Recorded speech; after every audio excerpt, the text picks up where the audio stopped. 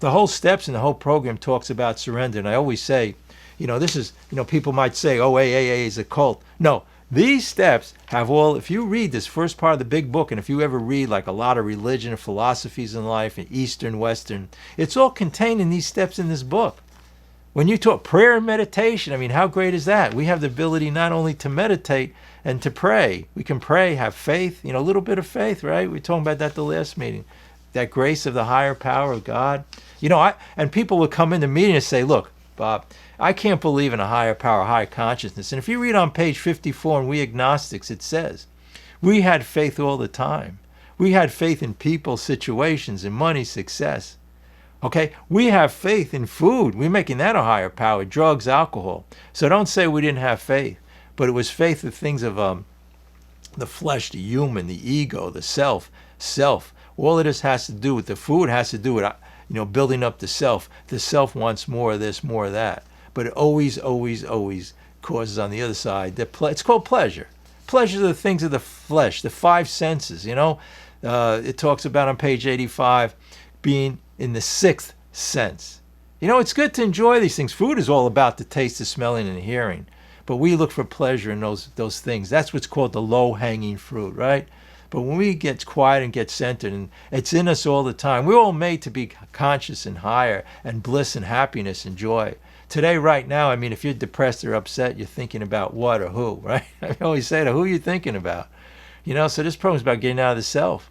Hey, when you're out of the self, you can accept your own death. You can accept everything around you. Whatever's going on around us doesn't matter, It's all about, it's like an airplane going over the clouds, it's just, we can get centered. And I'm going to use my example here. Every single meeting I use it about the man who climbed Mount Everest, right? He spends all of his money and everything to get to the top of Mount Everest so he could be happy. So you know what? He gets up there to the top. He has frostbite, right? And everything, all these problems. And when he's up there, he has pleasure. He's pleasurable. It only lasts a minute. I say, most likely on the way home, he had a fight with the taxi cab driver with his wife or whatever it was. So that momentary pleasure. And also, on the other side of it, when he was thinking about it, he figured, hey, there are people who climb Mount Everest more than one time, so he's got to go climb it back up. Because this is the perception. With us in our lives, too, the perception with our food and our addictions and with people is our perception is that that's the goal, the things of the flesh, right? It's all related to the 7 deadly sins. Anyway, gluttony. Hey, how about gluttony is one of them, right? All of these things, anger, fear, is related to the self. Putting our focus, and it says here, men and women who after time could not understand the true from the false. What is the other quote from the big book called? The truth will set you free. The truth is, hey, if you don't even change your mind and understand all this, the truth, what I think about, it doesn't matter. And it's all false. Anything that comes from the self or the ego is false because it's based on things society told us. Society told us we had to eat food, right? All of these delectable foods it advertises. Our parents told us maybe or other people we had to be successful when we went to school, good academically, good in sports. To no avail. I mean, that's where all the depression, and I always say, now I know why when I came into these meetings before I worked these steps, I was depressed and anxious.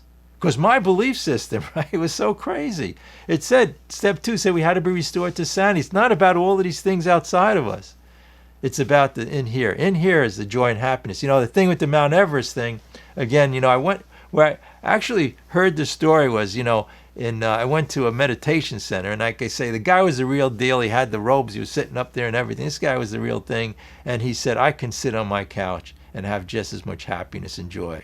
He said, I can sit on my couch. And not only that, he said, it's not momentary. It's not a pleasure. It's a joy inside of us. So right here, right now, we can relieve ourselves of the thinking with the addiction to the food by getting out of the self. It all has to do with the ego. You start feeding yourself in the ego, or taking a drug or drink alcohol. The ego says, I like this. This is good. But that's not where it comes from is, look, God gave us this ability to think on a higher level, the intellect, right?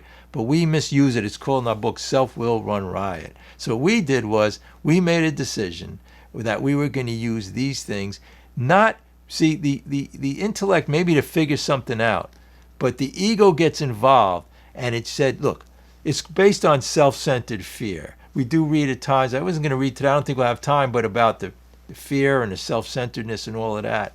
but it's based on that. Yeah, use that, the flight or fright response, if you want to talk in physiological terms. It should be used in case of somebody puts a gun to your head, you're in the wilderness, right? But no, we use it for everything. We walk out of the house, somebody looks at us the wrong way, cuts us off on the highway, go to work, somebody yells at us. And we have all of these things that we discuss in other meetings, the sick man prayer and how to, we get that consciousness. We have the love, compassion, understanding. When we get centered and we surrender, the whole world surrenders to us. When we change our thinking, the world around us changes. So if right now, if you're thinking towards this addiction, if you're a prisoner of that, another lecture I went to, the same guy, he said, look, we could get out of this prison right now. We're in a prison of the mind. The mind, we created it though. And, it's a good thing when I realized who created the problem, because until I knew that, I could resolve it. How many years did I try to analyze my problem? I spoke to 100 people about my problem, tried to figure it out. I had shelves full of self-help books, tons of them. I still have them, all of these books, but to no avail. Didn't get that much better. Matter of fact, the more I spoke about my problems and talked to people about them, the worse they got.